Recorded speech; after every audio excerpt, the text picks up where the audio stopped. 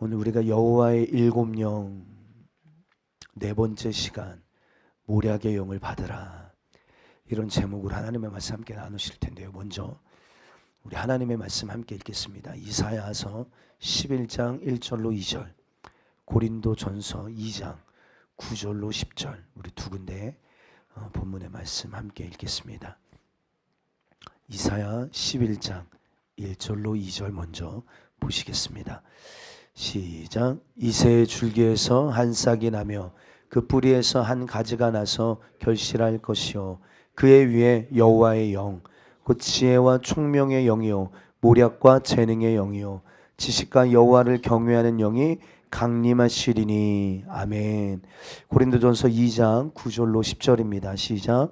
기록된 바 하나님이 자기를 사랑하는 자들을 위하여 예비하신 모든 것은 눈으로 보지 못하고 귀로 듣지 못하고 사람의 마음으로 생각하지도 못하였담과 같으니라.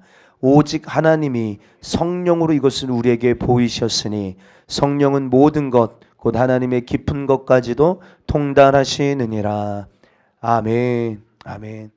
여러분들, 우리가 이 말씀을 계속 시리즈로 들으시면서 여러분들의 심령 가운데 내 안에 여호와의 일곱 영으로 충만해야겠구나, 여러분들 이 갈망함이 우리 안에 샘솟듯 회복되기를 주의 이름 축복합니다. 하나님의 영이 아니면, 성령이 아니면 여러분 우리는 이 마지막 때를 살아낼 수 없습니다. 분별할 수 없을 뿐더러 이길 능력도 지혜도 권세도 우리에게는 없어요. 우리가 철저하게 하나님의 일곱 영이라고 말씀하신 것은 그 성령의 그 완전하심, 그 충만하심, 부분적인 것이 아니라 오늘 이 마지막 때 우리가 성령의 그 완전하시고 충만하심을 누려야만. 근데 여러분, 이 충만하심과 완전하심의 성령이 이사야 11장에 표현해 보면 누구 안에 계셨던 영이냐면 예수 그리스도께 임하셨던 그 영이에요. 로마서 8장에 보면 예수 그리스도를 죽은 자 가운데서 살리신 이의 영이 너희 안에 거하시면 그가 너희 죽을 몸도 다시 살리실 것이다 라고 말씀하셨어요. 그러니까 여러분, 우리가 지금 사모하고 있는 여호와의 일곱 영은 실상 누구 안에 거하셨던 영이셨느냐? 예수님 안에 거하셨던 영이에요. 여러분, 우리가 그 영으로 충만할 때 예수님이 사망 권세를 이기시고 승리하셨던 것처럼 오늘 우리도 이기게 될 줄 믿습니다. 할렐루야. 그 믿음을 가지시고 우리 말씀을 여러분 취하셨으면 좋겠어요. 우리가 여호와의 일곱 영 중에 네 번째 시간인데 첫 번째가 무엇이었습니까? 여호와의 영이에요. 여호와의 영. 이 여호와의 영은 다스리시는 영이에요. 주의 주대심의 영입니다. 통치의 영이세요. 그러니까 여러분, 이 첫 번째가 사실 이루어지지 않으면 그 다음은 사실 이루어질 수 없다라고도 볼 수 있습니다. 그럼 이 여호와의 영, 통치의 영, 주의 영으로 다스림 받게 되시기를 주의 이름으로 축복합니다. 또한 지혜와 명철의 영, 그리고 오늘은 모략의 영에 대해서 함께 말씀을 나누실 때 여러분들 말씀을 들으시면서 때로는 내 생각과 조금 부딪히고 내가 이해되지 못했고 혹은 내가 경험하지 못한 말씀이라 할지라도 설마 그러겠어? 설마 그렇게까지? 여러분들 그런 생각 내려놓으시고 오늘 말씀 앞에 우리 겸손하게 말씀이 그렇다고 하시면 우리가 그대로 믿고 순종하고 아멘할 수 있는 은혜가 있게 되기를 바랍니다. 아멘. 저는 이 모략의 영을 말씀을 통하여 저도 이 말씀을 준비하면서 여러분, 얼마나 제가 무지하고 얼마나 주님의 은혜가 필요한가, 얼마나 많이 깨닫는지 몰라요. 그러면서 특별히 여호와 일곱 영을 준비하고 나누면서 저에게도 너무 유익이에요. 이게 말씀을 볼 때 주님이 더 열어주시는 것들이 있더라고요. 깨닫게 하시는 게 있어요. 신기합니다, 진짜. 그래서 여러분들 이 여호와 일곱 영을 쭉 우리 이 공부 계속 우리 하고 있는데 특별히 이 모략의 영이요, 너무 사모가 되는 거예요. 너무 사모가 되어져요. 여러분, 이거는요 누가 대신해 줄 수가 없어요. 여러분, 말씀을 대하시거든 이 사모함이 회복되기를 축복합니다. 그 모략의 영 내게도 필요하구나, 내게도 필요하구나. 특별히 여러분, 여호와 일곱 영 중에 네 번째 영인 이 모략의 영은요, 조금 우리의 표현으로 하면 여러분들을 안내하시는 영이에요. 성경에서 이 모략의 영이다라고 하니까 이 모략이라는 단어가 사실 우리에게 조금 부정적으로 인식되어 있습니다. 모략. 그러니까 누군가를 좀 속이고 이런 어떤 표현으로 우리가 전혀 그렇지가 않습니다. 이 원어로 보면 원더풀 카운슬러, 여러분 위대한 전략가, 상담가 이런 표현이거든요. 예. 그러니까 주님이 우리 안에 어떤 일을 우리 안에 오셔서 우리가 예수 그리스도의 보혈로 거룩해진 심령 가운데 성령께서 우리 안에 내주하셔서 좌정하셔서 그냥 손님처럼 가만히 계시는 게 아니라는 거예요. 그분은 우리 안에서 우리를 다스리기 시작하시고 주의 지혜를 주시고 명철을 주시고 특별히 모략의 영으로 우리를 인도하시고 안내하시는 모든 진리 가운데로 인도하시는 분이시라는 사실을 오늘 성경은 이야기하고 있습니다. 가만히 계시지 않는다. 우리 그 주님 어떻게 일하시는지 한번 볼까요? 시편 16편 7절입니다. 시작. 나를 훈계하신 여호와를 송축할지라 밤마다 내 양심이 나를 교훈하도다. 아멘.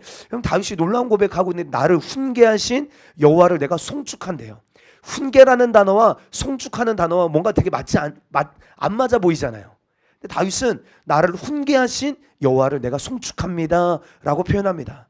여기서 훈계하다라는 이 단어가 바로 카운셀이에요. 다윗은요 밤마다 내게 조언해 주시는, 자기를 교훈해 주시는, 마치 이 곱비 역할, 여러분들 우리 말 타다 보면 여러분 말을 제어하는 곱비 역할 하는 거 있잖아요.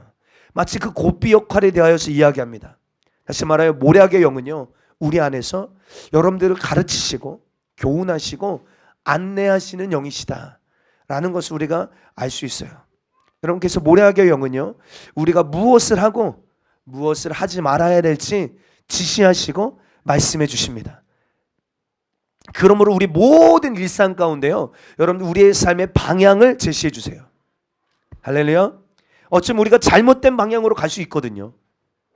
우리 안에 이 타락한 자아가요 여러분 이 육신이 죽지 않는 한 여러분 내 타락한 자아도 이 본성대로 살고자 하는 욕망이 우리 안에 충만하기 때문에 우리가 정신 바짝 차리고 있지 않으면 순간 자칫 잘못해서 어긋난 길로 여러분 그 길에서 이탈할 때가 많이 있다 이 말이에요. 예를 들어 우리 내비게이션 맞추고 어느 길을 가다가 야, 내가 아는 길이야 라고 생각하고 가다가 그냥 정신을 놓고 있으면요 빠져야 되는데 빠지지 못하고 길 이렇게 뺑 돌아갈 때도 있잖아요.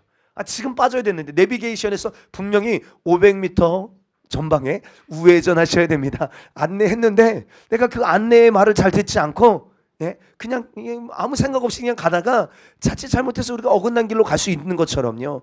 우리의 삶의 잘못된 방향으로 치우칠 때 이 모략의 영이신 성령께서는요 야 은성아 이 길이 바른 길이야. 여기로 가야 돼. 주님 우리에게 안내하시고 말씀하여 주시는 분이라는 거예요.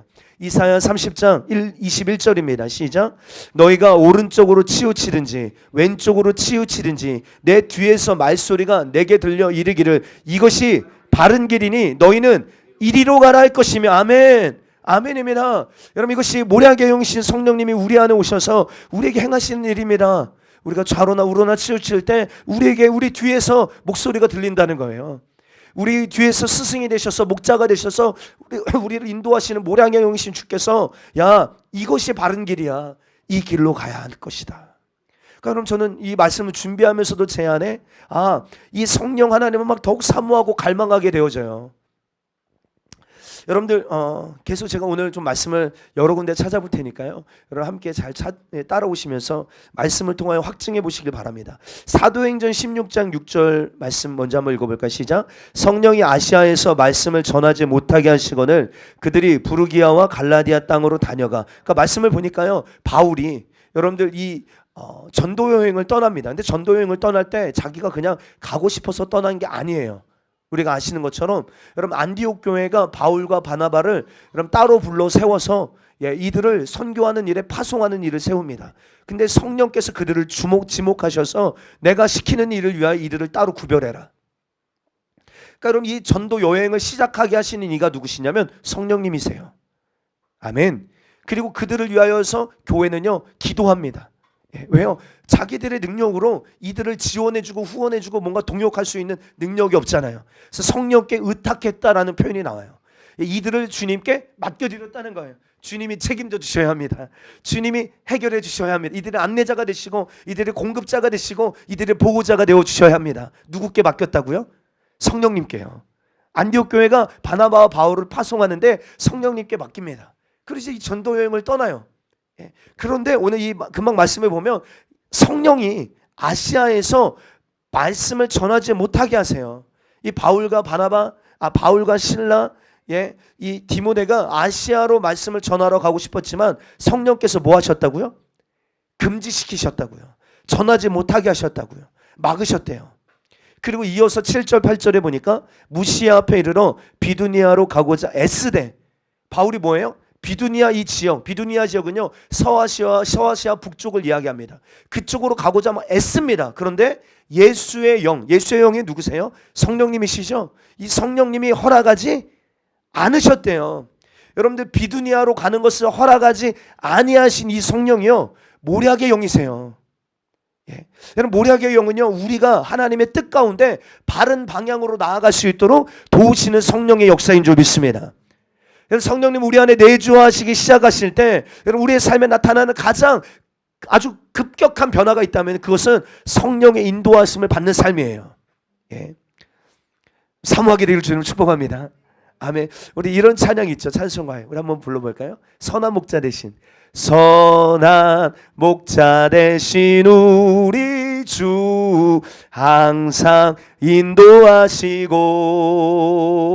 방초동산 좋은 곳에서 우리 먹여주소서. 선한 목자 구세주여 항상 인도하소서. 선한 목자 구세주여 항상 인도하소서. 할렐루야. 아멘. 여러분 이 바울의 그 모든 여정은요 성령 안에서 경영되어진 일들이에요. 예. 바울의 그 모든 선교 이 여정을 잘 보면요 하나님의 전략들이 계속 풀어집니다. 때로는요 바울이 이것을 캐치하지 못하니까요 다 하나님의 지혜가 이 하나님의 전략이 자기에게 풀어지진 못하니까 여러분 때로는 이해되지 않는 상황을 맞이해 주시어요. 그러나 바울의 태도는 뭐예요? 하나님을 신뢰해요. 하나님 내 삶의 선한 목자이심을 신뢰합니다. 그럼 하나님 찬양하는 거예요. 그럼 그 상황 가운데 하나님의 전략이 막 풀어집니다. 예, 여러분 예를 들어서 아까 이렇게 주님이 막으셨어요. 막으셨는데 성령이 어디로 인도하시냐면 유럽 지역, 마게도냐 지역으로 인도하시는데 빌립보라는 도시에 이르릅니다. 그리고 거기서 여러분 누구를 만나냐면 이 자색 옷감 장수 루디아를 만나요. 예. 야 그리고 거기서 기도하는 곳을 가다가 또 누구를 만나냐면 점치는 귀신 들린 한 여인을 만납니다. 바울이 그냥 지나칠 수 없죠. 또 그냥 지나칠 수 없다는 것은 성령께서 여러분 뭔가 하실 일이 있는 거예요. 그를 주목하고 예수의 이름으로 그 안에 역사하는 그 귀신을 몰아냅니다. 쫓아내요. 그랬더니 이 일로 인하여서 바울과 실라가 어떻게 되죠? 빌립보 감옥에 갇히게 됩니다. 그러면 하나님의 전략은요 지금 이 바울의 생애와 바울의 사역을 지금 이끌어가고 계시는데 여러분 이것은 우리가 다 이해가 안 돼. 설명이 안 돼. 논리적으로 여러분들 납득이 안 되는 것일 수도 있어요. 그래서 옥에 갇혔습니다. 잘못한 게 없어요. 오히려 억울한 일을 당한 것처럼 깊은 옥에 여러분 갇혀서 매어 있습니다. 그러나 바울의 한 태도가 무엇입니까? 하나님은 선하시다. 하나님 지금 내 발걸음을 인도하고 계신다. 예. 그래서 하나님을 찬양하며 그 한밤중에 기도 소리가 여러분 하늘의 보좌로 움직이기 시작합니다. 그리고 여러분 그들이 매어 있는 모든 착고가 풀어지고 옥문이 열리고 예. 여러분 그래서 결국에는 우리가 아는 것처럼 그 사건을 통해 어떤 일이 일어납니까? 그 감옥에 그 빌립보 감옥의 간수장 그 사람이 예수 그리스도를 영접하게 되고 그 집이 구원을 받게 되고 유럽 최초의 교회가 여러분들 그 빌립보 감옥의 간수장의 집에서 시작되어지게 되어져요. 여러분 그 바울이 계획할 수 있었던 일이겠습니까? 이건 바울의 전략입니까? 아니에요. 예? 이건 절대로 바울이 생각해낼 수 없는 하나님의 전략입니다. 여러분들 우리가 사도행전 수요일날 나누고 있는데요. 사도행전을 보세요. 여러분들 주님께서 바울에게 여러 번 나타나셔서 바울에게 뭐라고 말씀하시냐면 야 네가 예루살렘에서 나를 증언한 것처럼 로마에 가서도 나를 증언하여야 하리라 라고 말씀하세요. 그러니까 로마까지 가야 합니다. 죽지 않고. 현실이 어때요? 현실은요 지금 바울을 죽이려고 유대인들이요 어떤 이들이 있냐면 한 40여 명의 사람들이 내가 바울을 죽이기 전에는 먹지도 않고 마시지도 않겠다라고 막 이 결의한 자들이 있어요. 굉장히 무섭지 않습니까? 그럼 바울을 뭐 어떻게 해서든 죽이려고 안달이 나 있습니다. 그런데 여러분들 하나님의 전략은 뭐예요? 마치 바울이 죽을 수밖에 없는 상황 가운데 로마 백부장 천부장을 통하여 바울을 지키시고 구원하시고 그래서 마치 죄수의 신분으로 로마까지 가는데요. 우리가 이 시선, 이 하나님의 이 모략의 영이 어떻게 바울에게 역사하시는지를 보면, 야, 하나님이 완벽하게 바울을 지키셔서 보호하셔서 그 말씀하신 그 약속을 이루시려고, 바울이 그냥 자의적으로 자유를 얻어서 로마로 갔다면요, 아까 그 사람들에게 바울은 반드시 죽습니다. 예. 그런데 여러분들, 오히려 로마 백부장들이 로마 이 바울을 지키는 거예요. 여러분, 이게 어떻게 이런 일이 일어날 수 있느냐? 여러분, 모략의 영이신 성령께서 여러분 바울을 이끌어 가셔서 때로는 허락하지 아니하시고 때로는 허락하시는 일들, 때로는 여러분 우리의 생각으로 다 이해되지 않지만 그 하나님의 인도하심에 신뢰하며 나아갔더니 여러분들 놀라운 하나님의 계획들이 풀어지는 것들을 여러분 우리는 성경 여러 군데서 볼 수 있습니다. 뿐만 아니라 사도행전 11장에 가면 여러분들 베드로는 사실 성령의 충만함을 받았지만 베드로뿐만 아니라 그 당시에 유대의 교회, 예루살렘 교회 성도들 안에는 이 선민 사상이 가득했어요. 그러니까 복음을 들고 주님이 주신 지상 명령이 뭐냐면, 야, 예루살렘, 온 유대, 사마리아 땅 끝까지 이르러 내 증인 되라. 그러려면 어디까지 가야 되냐? 이방인들에게도 가야 합니다.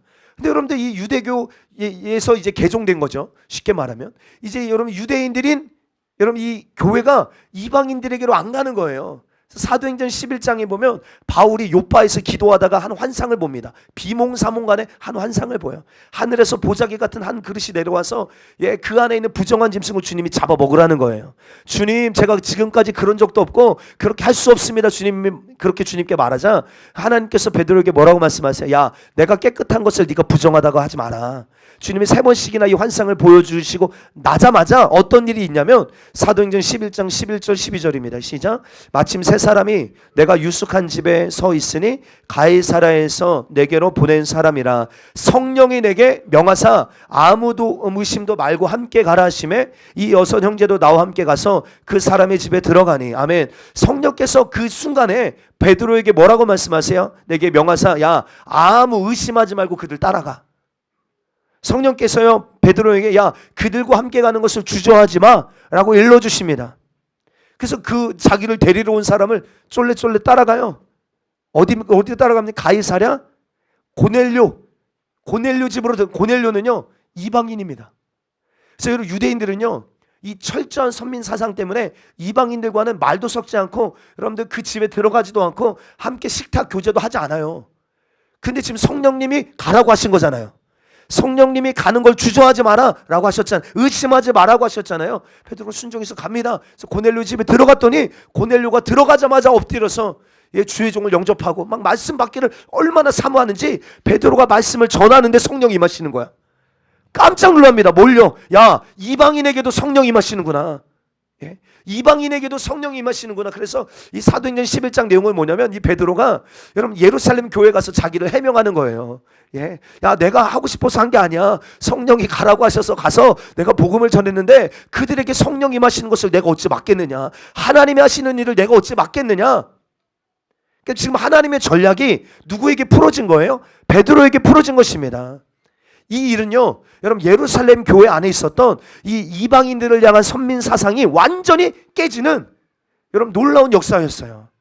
막 깨트릴래야 어떻게 깨트릴 수가 없는데 하나님의 전략이 풀어지니까요 여러분 이 불가능한 말도 안 되는 일들이 이루어지기 시작하더라는 거예요.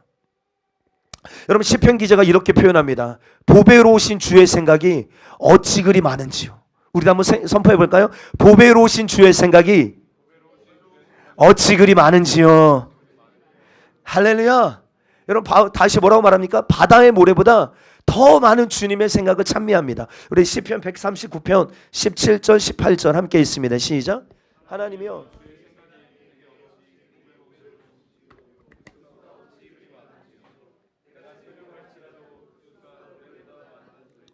내가 깰 때에도 여전히 주와 함께 있나이다. 아멘. 아멘.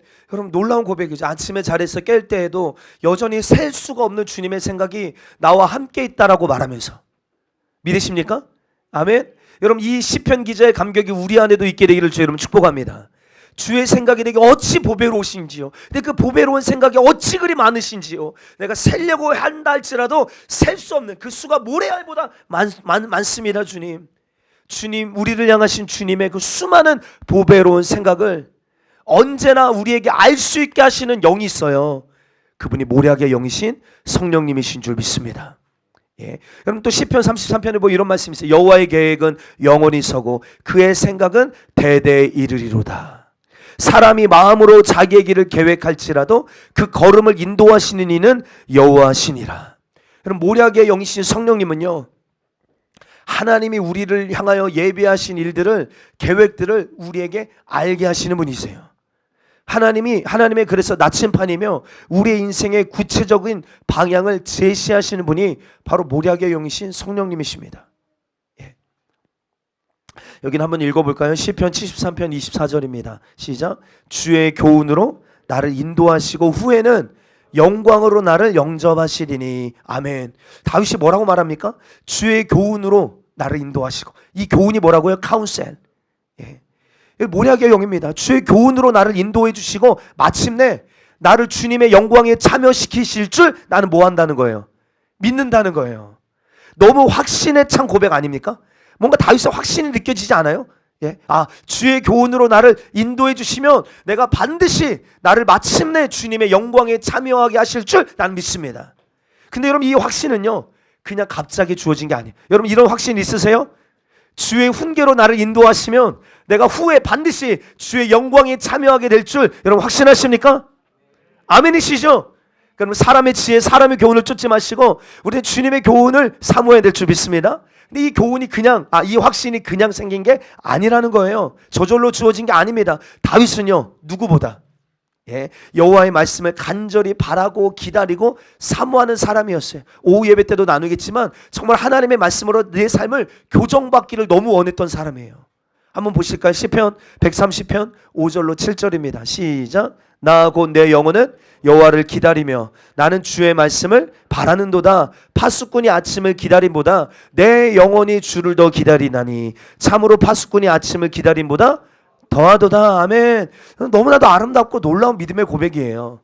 내가 정말로 간절하게 하나님의 말씀이 내게 임하기를 나는 기다립니다. 사모합니다.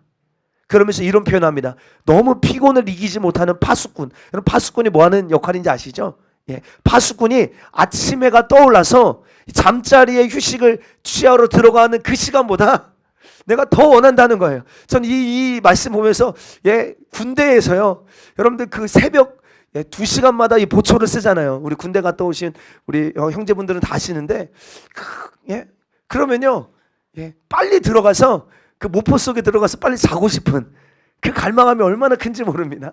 네. 그런데 다윗이 말합니다. 나는 이것보다 더 간절하게 주님의 말씀을 기다립니다. 그러니까 여러분 이런 마음으로, 이런 간절한 태도로 주님의 말씀을 기다리며 주님의 교훈으로 나를 인도하여 주시기를 사모하며 주님의 뜻을 더 알기를 원해서 기도하는 이 다윗의 심정 가운데 주님이 어찌 축복하지 아니하실 수 있겠느냐 이 말이에요. 여러분 이 확신이 있게 되기를 여러분 축복합니다. 할렐루야. 아멘. 그러니까 우리도 어떤 고백이 있어야 됩니까? 주여, 정말 목마른 나의 심령 가운데 예수의 생명으로 가득 채워 주옵소서. 주님, 어제 내린 만나로 오늘을 살지 않게 하여 주옵소서. 만나는요, 날마다 주어졌잖아요. 어제 만나로 오늘을 살 수 있습니까? 아니에요. 날마다 아침마다 주님이 주시는 만나로 이스라엘 백성들이 광야에서 여러분 그들의 필요를 채우며 살았어요. 그러니까 우리도 동일한 고백이 있어야 됩니다. 주님, 어제 만나로 살지 않게 하시고 오늘 내게 주시는, 오늘 주님의 입에서 나오시는 그 모든 말씀으로 오늘 하루를 살게 하여 주시옵소서. 오늘을 위한 주님의 말씀이 제게 필요합니다. 할렐루야. 주님의 모략의 말씀을 지금 내게 부어 주옵소서. 지금 내가 기다립니다. 사모합니다. 간절히 원합니다. 여러분 이 고백이, 이 간절한 사모함이 여러분들의 기도 가운데 묻어나게 되기를 주님 축복합니다. 저 어떻게 해야 될지 모르겠습니다. 주님, 지금 제가 당한 문제와 상황과 형편, 이 어려움 속에 주님 제가 어떻게 해야 될까요? 주님, 주님 제게 지금 모략의 말씀으로 임하셔서 알려주세요. 말씀해주세요. 가르쳐주세요. 지금 제가 기다립니다. 주님, 사모합니다. 주님. 여러분 이사야 9장 6절에 보면 예수님의 이름에 대해서 이사야 선지자가 이렇게 여러분들 예언합니다. 그의 이름은 기묘자라 모사라 전능하신 하나님이라 영존하시는 아버지라 평강의 왕이라. 근데 지난번에도 말씀드렸지만 여기서 기묘자라 모사라 이렇게 두 개로 나뉘어져 있지만 사실 두 개의 다른 이름이 아니라 기묘한 모사. 왜요? 그 뒤에도 보면 전능하신 하나님, 영존하시는 아버지, 평강의 왕, 이렇게 두 단어가 합쳐져 있는 것처럼 기묘한 모사. 여러분 이렇게 풀어져야 더 맞는 여러분들 해석입니다. 그러니까 원더풀 카운슬러, 경이로운 상담가, 기묘한 모사. 여러분 이 경이로운 상담가라는 말은요, 탁월한 전략가. 예. 사랑하는 성도, 우리 성령님은요 모략의 영이시고 탁월한 전략가십니다. 할렐루야. 이 말은 평범한, 우리의 평범한 생각과 감각을 초월하시는 분이세요. 그래서 여러분 모략의 영은요 초자연적이십니다. 모략의 영은요 여러분 혼란스럽지가 않으세요. 모략의 영은요 우리가 직면한 위기에서 빠져나올 수 있는 여러분 출구로 우리를 인도하십니다. 아까도 우리가 찬양에서도 고백했던 것 같은데, 모략의 영은 여러분들이 어떻게 어둠에서 빠져나오실 수 있는지 알고 계세요. 모략의 영은 여러분들을 성공시킬 수 있는 법을 알고 계십니다. 여러분 모략의 영은 여러분들의 탁월한 전략가세요. 여러분 그 탁월한 전략 가운데 하나를 우리가 말씀을 통해 좀 볼까요? 모세가 이스라엘 백성들 430년 동안 애굽의 속박에서 이끌어냅니다. 근데 애굽의 왕 바로가 속히 그냥 보내주려고 하지 않아요. 그래서 바로는 애굽의 정예 군대를 보내서 지금 무방비 상태로 노출되어져 있는 이스라엘 백성들을 맹추격하게 합니다. 한마디로 이스라엘 백성들은 궁지에 몰렸어요.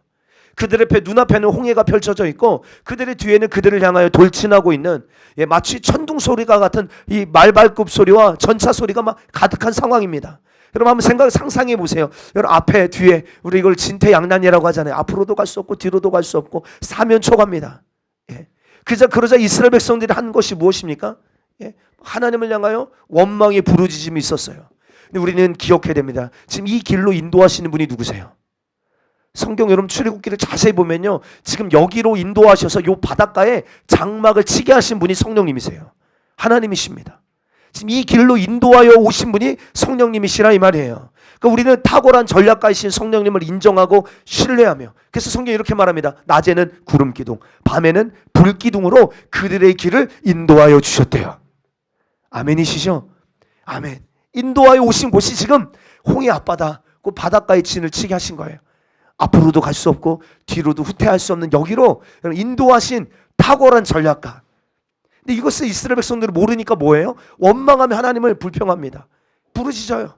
그러자 하나님이 그 모세에게 너무 심플하게, 뭐라고 단순하게 당신의 전략을 공개하십니다. 출애굽기 14장 15절 16절 시작. 여호와께서 모세에게 이르시되 너는 어찌하여 내게 부르짖느냐? 이스라엘 자손에게 명령하여 앞으로 나아가게 하고 지팡이를 들고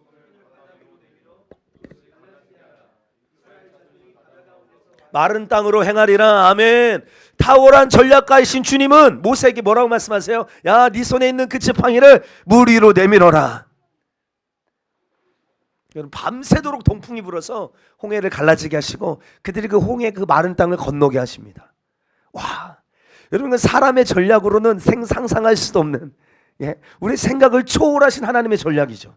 근데 보세요, 더 이어집니다. 지금 뒤에는 뒤쫓아오는 애국 군대는요, 이 홍해에서 다 어떻게 됩니까? 멸망당해요. 잠깁니다. 지금도 그래서 그 사우디 앞바다 거기 가면요, 여러분들 이 실제적으로 애국 이 전차가 거기에 매몰되어 있는 거를 실제로 볼 수 있어요. 유튜브 조금만 찾아보면 이거 나옵니다. 얼마나 성경이 사실이고 진리인지 모릅니다. 그가 바로의 병거와 그의 군대를 바다에 던지시니 최고의 지휘관들이 홍해에 잠겼고 깊은 물이 그들을 덮으니 그들이 돌처럼 깊음 속에 가라앉았도다. 여러분 이때 만약에 애국 군대를 멸하지 않으셨으면 이 애국 군대는 평생 이스라엘을 쫓아오며 이스라엘을 종사무려고 막 끈질기게 쫓아왔을 것입니다. 그러니까 여러분들 생각해 보세요. 하나님 여기를 지금 인도하셔서 이 일을 이루시려고 여러분들 놀라운 전략을 풀고 계십니다. 근데 여러분 더 중요한 건 뭐냐면, 아마 생각할 때 말도 안 돼, 우리 하나님의 말씀에 하나님이 주시는 전략에 순종한다고 뭐 그런 일이 있을 수 있겠어? 우리 이렇게 생각할 수 있는데요, 중요한 것은 이 모략은 왕의 모략이라는 거예요. 우리가 의미를 잘 아셔야 합니다. 미가서 4장 9절 말씀을 잠깐 볼까요? 시작. 이제 내가 어찌하여 부르짖느냐? 너희 중에 왕이 없어졌고 내 모사가 죽었으므로 내가 해산하는 여인처럼 고통함이냐? 미가 선지자가 왕과 모사를요 동일시하면서요 왕의 지혜로운 모략, 다시 말해서 능력을 뒷받침해주는 모략을 이야기하고 있습니다. 아까 그 이사야서 9장 6절에 경이로운 상담가, 이 경이롭다라는 말이요 히브리어로 보면 전능한 행동, 기적의 역사를 일으키는 모사다, 이런 표현이거든요. 그러니까 기적을 생산하는 모략, 이 모략을 주실 수 있는 분은 오직 주님밖에 없는 줄 믿습니다. 다시 말해서 오직 예수 그리스도만이, 오직 하나님만이, 오직 성령 하나님만이 모세에게 야, 내 지팡이를 들고 바다 위에 내밀어 바다를 갈라지게 하라라고 말씀하실 수 있는 유일한 분이시라는 거예요. 오직 주님의 모략만이 내 지팡이를 손에 잡고 바위를 쳐서 그것 가운데 물이 나오게 하라라고 지시할 수 있는 분이시라는 거예요. 그러니까 다시 말해서 일반적인 시선으로 볼 때 이 주님의 모략은요 너무 어리석고 말도 되지 않아요. 주님, 이게 도대체 무슨 말입니까? 이해되지가 않는 거예요. 그러나 성경은요 왕의 말이 있는 곳에는요 능력이 있다라고 했습니다. 아멘. 전도서 8장 4절 시작. 왕의 말은 권능이 있나니 누가 그에게 이르기를 왕께서 무엇을 하시리까 할 수 있으랴. 아멘. 왕의 말은 뭐가 있다고요? 권능이요. 그러니까 왕의 모략은요 기적을 일으키는 줄 믿습니다. 다른 어떤 왕이 아니라 왕 중의 왕이신 예수와 그분 안에 계셨던 모략의 영이신 성령으로 충만해서 그분의 모략에 우리가 순종할 때 여러분 우리는 기적을 보게 되는 거예요. 마른 땅에 여러분들 그 광야의 길을 내시고 사망의 강을 내시는 여러분 그 일들을 우리는 실제적으로 경험할 수 있게 되어지는 것입니다. 계속 우리가 성경을 통해 그 예를 좀 찾아보겠습니다. 역대하 20장 1절부터 4절에 보면 이 탁월한 전략가이신 주님께서 이 전략으로 이스라엘 백성들을 구원하시는 모습이 나와요. 역대하 20장 1절로 4절 한번 읽어보실까요? 시작. 그 후에 모압 자손과 암몬 자손들이 마온 사람들과 함께 와서 여호사밧을 치고자 한지라 어떤 사람이 와서 여호사밧에게 전하여 이르되 큰 무리가 바다 저쪽 아람에서 왕을 치러 오는데 이제 하사손다말 곧 엔게디에게 있나이다니 여호사밧이 두려워하여 여호와께 낯을 향하여 간구하고 온 유다 백성에게 금식하라 공포하며 유다 사람이 여호와께 도움을 구하려 하여 유다 모든 백성에서 모여와서 여호와께 간구하더라. 아멘. 아멘. 우리가 아는 것처럼 모압, 암몬 여러분 그리고 마온 사람들이 결탁하여 남유다를 치러 옵니다. 완전히 포위됐어요. 이길 방법이 전혀 없습니다. 인간의 방법과 생각은요 이 문제를 해결할 능력이 전혀 없어요. 그때 여호사밧이 취한 태도가 뭡니까? 기도하기로 결정합니다. 전국의 금식을 선포하고 그래서 모든 백성들이 한 마음으로 주님의 도우심을 구하기 위하여 하나님께 간구하기 시작해요. 그때 그들이 기도하며 금식하는 동안에 예언의 말씀이 그들에게 임합니다. 주의 영, 탁월한 전략가이신 성령께서 레위인 야시엘에게 임하셨고 그리고 이 왕과 백성들에게 이 전쟁에서 승리할 수 있는 전략을 가르쳐 주세요. 여러분 주님이 주시는 승리의 전략은 무엇입니까? 이 전쟁은 너희에게 속한 것이 아니라 나에게 속하였다. 그러므로 너희는 이 전투 싸우지 않아도 된다. 내일 너희는 이 시스 절벽 근처에 진을 치고 있는 그 적들을 향하여 나아가라. 나아가는데 너희 군대 앞에 노래하는 자들을 세워서 하나님을 찬양하는 자들을 세워라. 군대 앞에 그들이 무기를 들게 하지 말고 오직 찬양하며 전쟁 앞으로 나아가라. 전략을 주세요. 그리고 유다 백성들이 그대로 합니다. 자기 앞에 찬양단을 세우고 뭐라고 선포합니까? 여호와께 감사하세. 그의 인자하심이 영원하시도다. 할렐루야. 찬양하며 나아가는 거예요. 여러분 이게 무슨 전략이야? 이게 무슨 전쟁에서 이길 수 있는 전략입니까? 찬양하며 나아가는 거예요. 이 전쟁은 너에게 속한 것이 아니라 나에게 속한 거야. 너희 군대 앞에 찬양단을 조직해서 찬양하며 나아가. 적진을 향하여 나아가. 여호와께 감사하세. 그 인자하심이 영원하시도다. 우리도 한번 선포할까? 시작. 여호와께 감사하세. 그의 인자하심이 영원하시도다. 여호와께 감사하세. 그의 인자하심이 영원하시도다. 여호와께 감사하세. 그의 인자하심이 영원하시도다. 할렐루야. 찬양하며 적들의 그 진영 앞으로 돌격 앞으로 하고 있어요. 근데 찬양하기 시작하니까요 하나님의 천사들이 활성화되기 시작하는 거예요. 쉽게 말하면 하나님의 천사들이 그 적들의 그 진영으로 나아가서 그들을 치기 시작합니다. 그래서 순식간에 적의 진영이 아수라장이 되고 적들은 자신들이 지금 공격하는 게 누군지도 알지 못한 채 자신의 칼들로 서로를 치고 죽이면서 여러분들 진멸되어집니다. 그리고 하나님의 백성이 그 적의 진영에 이르르자 그럼 적들은 이미 다 죽고 말았어요. 사랑하는 성도요, 우리의 삶은요 사실 이와 같은 영적 전쟁의 연속입니다. 우리가 정말로 예수 믿기로 결정하면 우리의 삶이 그냥 다 평탄한, 여러분이 그렇지가 않더라고요. 우리가 말씀대로 사는 거, 우리 안에 주가 주신 생명을 노락질하려는 이 원수의 계계가 끊임없이 우리를 도전해오고 우리를 넘어뜨리려고, 시험에 여러분들 무너뜨리려는 이 영적 전쟁의 연속입니다. 그러면 우리가 이 전쟁에서 승리하려면 어떻게 해야 됩니까? 위대한 전략가이신 모략의 영, 이 전쟁에서 승리할 수 있는 초자연적인 방법을 우리에게 알려주시는 주님의 은혜가 절대적으로 필요하다 이 말입니다. 우리가 어떤 상황 겪고 있든지, 얼마나 상황이 지금 어둡고 절망적이든지, 죄송합니다, 중요하지 않습니다. 중요하지 않아요. 예. 여러분들, 실상 우리의 인생은요, 한 치 앞도 내다보지 못하는 인생이에요. 그렇죠? 여러분, 내일 일을 알 수 있습니까? 우리가 어디로 가야 할지, 어떻게 해야 될지 우리 사실 모르면 살아갈 때가 태반입니다. 예. 그러나 모략의 영이신 성령께서는요, 우리가 가야 될 방향, 그리고 이 문제들을 해결할 능력, 예, 전략, 이것을 친히 말씀하여 주실 뿐만 아니라 우리가 그 주님의 전략에 순종할 때 초자연적인 돌파와 기적을 경험을, 예, 승리를 경험케 하시는 주님이심을 우리가 믿게 되기를 주 여러분 축복합니다. 그러므로 저와 여러분들, 우리 안에 이런 고백이 있었으면 좋겠어요. 하나님이 주시는 그 모략의 영을 정말로 사랑하고 사모해서 갈망해서 주님의 그 마음속에 있는 그 주님의 생각, 그 주님의 의도, 그 주님의 뜻, 주님의 그 방법, 지금 제가 너무나도 알고 싶습니다. 그래서 날마다 주님 앞에 머무는 거예요. 여러분, 이건 겸손한 사람만 가능해요. 겸손한 사람만. 예. 여호사밧과 유다 백성들이 자기들의 방법, 예, 어떤 인간의 방법으로 문제를 해결할 수 없는 그 현실에 부딪혔을 때 그들이 취한 태도는 기도와 금식이었어요. 주님의 방법, 주님의 의도, 주님의 뜻, 주님의 생각, 주님이 주시는 전략을 얻고 싶어서 겸손하게 주님 앞에 엎드려 주님의 얼굴을 구했다 이 말입니다. 오늘 저와 여러분들도 우리 하루하루 살잖아요. 오늘이 사실 중요합니다. 오늘이요. 오늘 하나님이 주시는 분별력을 통하여 우리에게 예비하신 계획들이 온전히 성취되어지도록. 여러분들, 제가 대학교 다닐 때 그 사형리 가지고 전도를 많이 했거든요. 그 사형리를 보면 하나님이 당신을 향한 놀라운 계획을 가지고 계십니다. 여러분 믿으십니까? 하나님, 여러분들 한 사람 한 사람을 향한 하나님이 계획하시고 예비하신 놀라운 일들이 여러분 있다라는 사실입니다. 그런데 중요한 것은 무엇입니까? 그 일이 온전히 성취되어지도록 주님이 주시는 모략 없이 사역이나 어떤 가정을 경영하는 일이나 그 어떤 삶의 영역에도 주님, 제가 한 발자국도 주님이 나를 위하여 계획하시고 예비하신 일이 내게 이루어지는 일에 주님의 모략 없이 내가 한 발자국도 나아가지 않겠습니다. 우리 가정을 경영하는 것도, 사업을 경영하는 것도, 목회하는 일도 주님, 내가 주님이 주시는 모략 없이 제가 한 발자국도 나아가지 않겠습니다. 이 겸손한 태도요.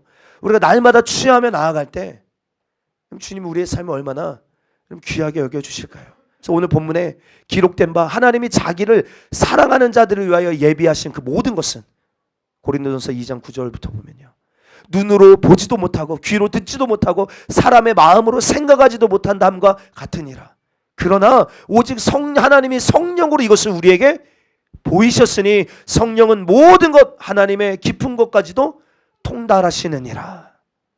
사랑하는 성도요, 우리는 나 자신의 요령과 능력, 경험을 의지하여 오늘 하루를 난 살고 싶지 않습니다. 여러분, 이런 고백, 예, 오직 하나님의 말씀, 모략의 말씀만을 표대 삼아 살고 싶습니다. 여러분, 이런 고백, 네. 여러분, 이 고백이 여러분들의 진실한 고백이라면요, 우리는 날마다 내 삶에 그 주님의 모략을 소중하게 여겨야 돼요. 여러분, 이사야 55장 8절 9절은 이렇게 말합니다. 시작.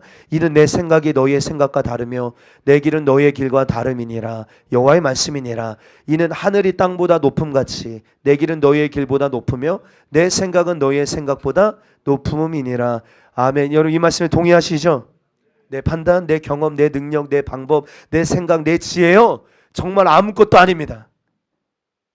예, 오히려 이것이요, 방해가 될 때가 얼마나 많은지 몰라요. 하나님이 우리를 위하여 예비하시고 계획하신 일이 성취되는 일에 이게 얼마나 방해가 되는지 모릅니다. 결국에 이것 가지고 싸우면요, 한계 안에 갇히고요, 여러분들 이 패배의 쓴 잔을 마시게 될 수밖에 없어요. 주님 말씀하세요. 주님의 길은 우리의 길과 다르다.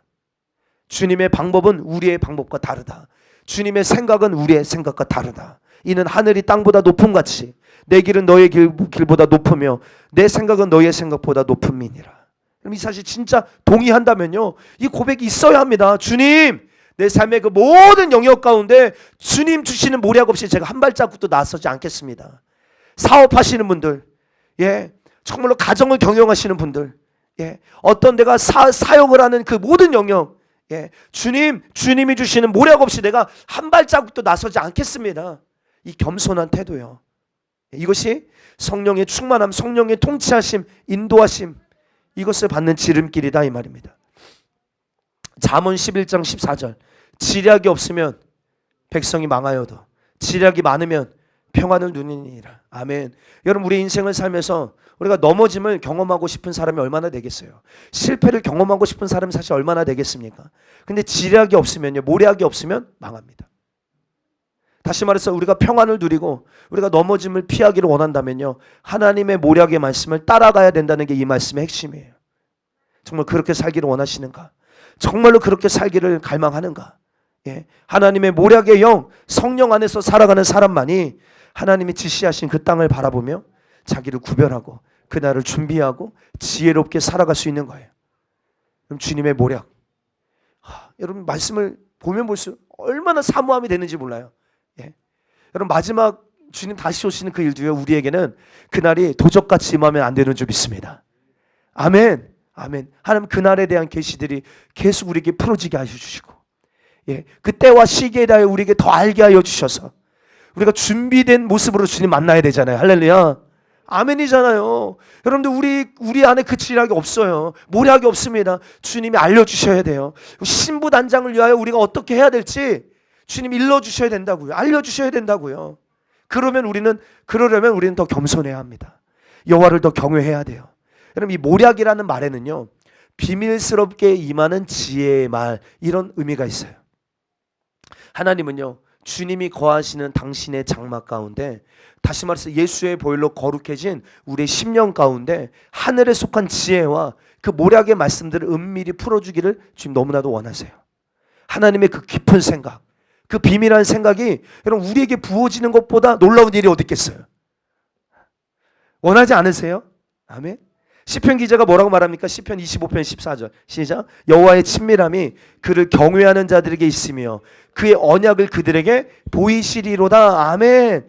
하나님은 하나님을 사모하며 하나님을 경외하는 자들에게 그 친밀한 사귐을 통하여 주님의 그 비밀한 경륜들을 우리에게 들려주시고 알려주신다는 사실을 잊지 않게 되기를 축복합니다. 너는 내게 부르짖으라 내가 내게 응답하겠고 네가 알지 못하는 크고 은밀한 일들을 내가 내게 보이리라 하셨어요. 할렐루야. 아멘. 아멘. 정말 하늘에 속한 이 놀라운 지혜들이 우리의 삶에 풀어지는 것. 여러분들 다윗이요, 비단 한 예로 다윗의 장막을 했잖아요. 그렇죠? 24반열을 세워놓고 365일 24시간 끊어지지 않는 예배를 드리거든요. 근데 여러분 이 예배의 모형이요, 여러분들 어디와 똑같이 카피해 놨어요. 하늘의 천상의 예배를 다윗이 이 땅에 풀어놨다고. 다윗이 어떻게 알았을까? 어떻게 알았을까요? 봤죠. 주님이 알려주셨죠. 깨닫게 해주셨죠. 그리고 거기서 예배하는 누구죠? 여두둔, 아삽, 이런 사람은 처음에는 뮤지션이에요. 음악하는 자들이에요. 근데 계속 하나님의 임재 가운데 예배하면서 하늘의 지혜가 그에게 막 부어지니까요, 나중에는 선견자 여두둔.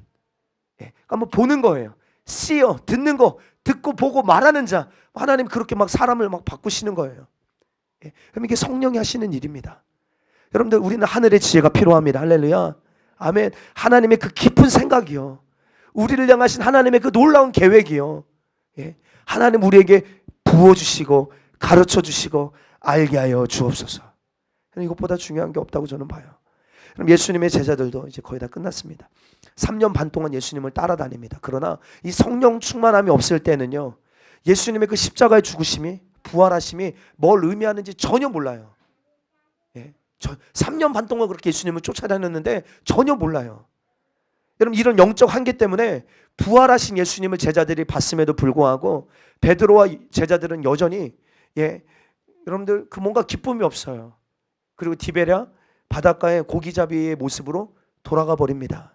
그때 밤새 디베랴 바닷가에서 그물질로 지칠 대로 지친 제자들에게 부활하신 예수님이 그들에게 나타나셔서 놀라운 모략의 말씀으로 찾아와 주세요. 뭔지 아시겠어요?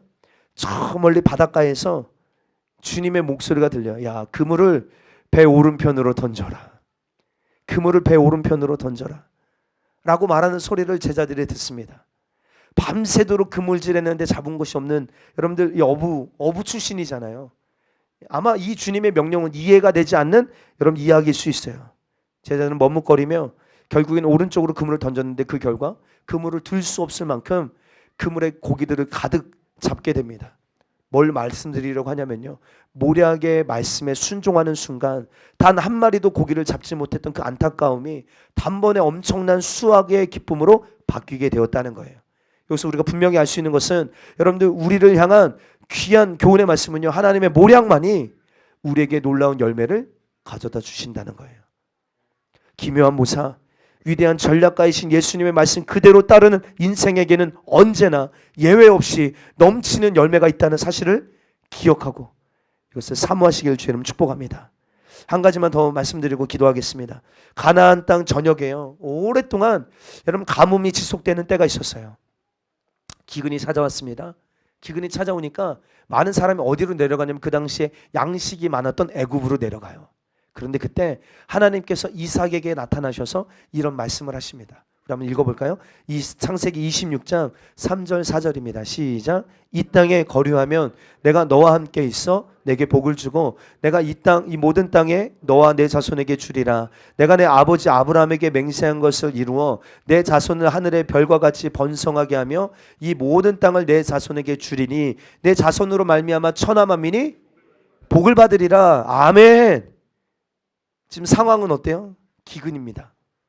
아주 심각한 기근이 왔어요. 근데 이삭에게 하나님의 말씀이 임해요. 그 말씀이 뭐예요? 네가 이 땅에 머물면서 이 땅에 머물면 내가 너와 함께하고 내가 너에게 복을 주리라.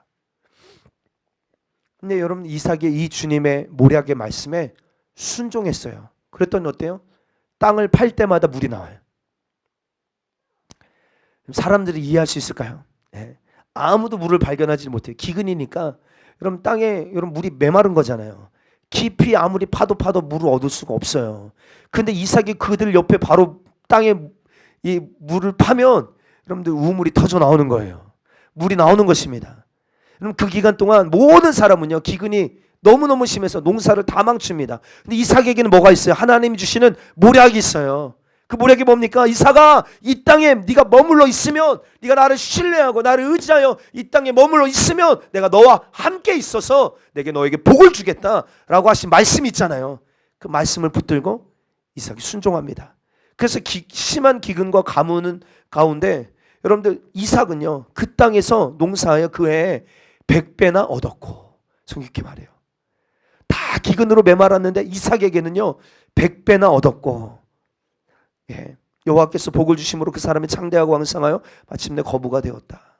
다시 말해서 이삭에게 가무는 때에도 풍성한 열매가 있었던 것은 기적을 생산케 하시는 상담가가 그에게 있었기 때문이라는 거예요. 야, 이삭이 거부가 됐구나. 우리 이거에 포커스가 있는 게 아니라, 그렇죠? 가무는 때에도, 기근에도, 여러분 다가오는 여러분들 이 환난의 시간 가운데에도 경이로운 상담가, 여러분들 기묘한 모사, 기적을 생산케 하시는 상담가이신 주님의 말씀에, 모략의 말씀에 순종할 때, 여러분 오늘 이삭에게 역사하셨던 그 주님이 오늘 저와 여러분들에게도 나타나셔서 일하여 주실 줄 믿습니다. 아멘, 아멘. 그러면 기억하시죠. 모략의 영이신 성령님은 기적을 생산케 하시는 여러분들의 상담가요, 탁월한 전략가이십니다. 그래서 모략의 영이신 성령님께서 여러분들에게 하라고 명령하시는 그 말씀들이 비논리적으로 들릴 수도 있겠지만 기억하시죠. 그것은 기적을 생산하는 모략입니다. 그래서 경이로운 거예요. 여러분들 안에 모략의 영이 계십니까? 아멘. 여러분들에게 그 주님이 지시한 적이 있으세요? 아멘. 여러분 그 모략의 영이신 주님을 잘 알고 계시나요? 여러분 우리가 이 관계가 너무 중요합니다. 아니면 지금 내 모습이 어떤 문제가 생기면 항상 다른 사람에게 조언을 얻으려고 하지는 않습니까? 그럼 탁월한 전략가이신 성령께서 여러분들 안에 계십니다. 할렐루야. 아멘. 이 모략의 영이신 성령님을 더 인정해 드리자 이 말이에요. 인정해 드리는 거. 인정해 드리는 거. 저는 믿어요. 모략의 영이신 성령님은요, 예수님의 보혈로 거룩해진 성도들에게 활짝 열려 계세요. 이것은 그냥 가끔 주어지는 게 아닙니다. 매일의 삶 속에 순간순간마다 우리에게 부으시는 성령의 역사하심이에요. 그러므로 여러분, 성도들의 삶의 미래는 결국 이 지혜의 샘물이신 하나님을 우리가 어떻게 믿고 따르는가, 여기에 의하여 결정되어집니다. 여러분, 하나님의 그 모략의 영이신 성령님은 우리로 하여금 예수님이 하신 그 모든 지혜의 말씀들을 생각나게 하시고 우리를 모든 진리 가운데로 인도하십니다. 나아가 우리에게 오늘 아버지로부터 들은 말씀을, 아버지로부터 들은 말씀만을 우리에게 전하여 주시고 특별히 장래의 일까지도 우리에게 일러주시는 분이시다. 우리 이 말씀 읽고 우리 함께 기도하고 마치겠습니다. 요한복음 16장 13절입니다. 시작. 그러나 진리의 성령이 오시면 그가 너희를 모든 진리 가운데로 인도하시리니 그가 스스로 말하지 않고 오직 들은 것을 말하며 장래일을 너희에게 알리시리라. 아멘. 아멘. 그럼 이 성령님이 우리 안에 계십니다. 할렐루야. 인정해 드리는 만큼 누리게 될 줄 믿습니다. 하나님, 저는 무지합니다. 겸손함의 태도를 취하자고요. 여러분, 우리가 얼마나 타락한 자아를 가지고 있는지 아십니까? 여러분들, 우리 블레싱홀에 가면 큰 정수기가 한 대 있죠. 수돗물을 받아다 우리가 먹을 수 있는 생수로 바꾸는 필터의 역할이 거기 있잖아요. 근데 우리의 생각의 역할이 꼭 그런 필터의 역할을 하거든요. 근데 여러분, 우리의 생각은요 이미 타락했어요. 그래서 하나님의 말씀을 내 육신의 이 타락한 이 생각으로 판단하려면 계속 오류가 나올 수밖에 없어요. 계속 실패가 나올 수밖에 없어요. 내가 아무리 생각할 때 옳은 것이라고 판단하고 행해야 해도 우리의 삶은요 이 어둠의 수렁텅이에서 벗어날 수가 없어요. 여러분, 정말로 우리가 우리의 힘으로 우리의 생각으로 할 수 있었다면 이 모략의 영이신 성령님을 우리에게 보내실 필요가 없잖아요.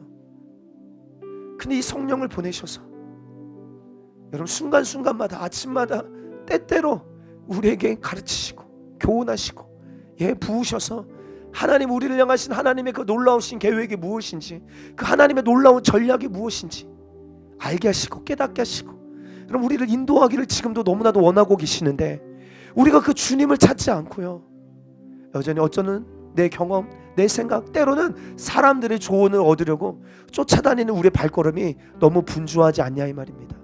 그럼 그 모든 분주함을 멈추시고 우리 안에 지금 내주하고 계시는, 말씀하고 계시는 경이로운 모략을 주시는, 기적을 생산케 하시는 상당가이신 주님이 지금 내게 무엇라 말씀하시는지 들을 수 있는 하나님 겸손함을, 주님을 경외함을 주님 우리에게 허락하여 주옵소서. 다윗이 가졌던 그 사모함을, 그 말씀을 더 알기를 원하는, 주님의 그 거룩하신 뜻을 알기를 원하는 그 사모함을 주님 내게 허락하여 주시옵소서. 주님이 내게 전달하신 성령의 음성만이 주님 내게 생명의 기름을 빗사오니 주님 내게 말씀하여 주옵소서.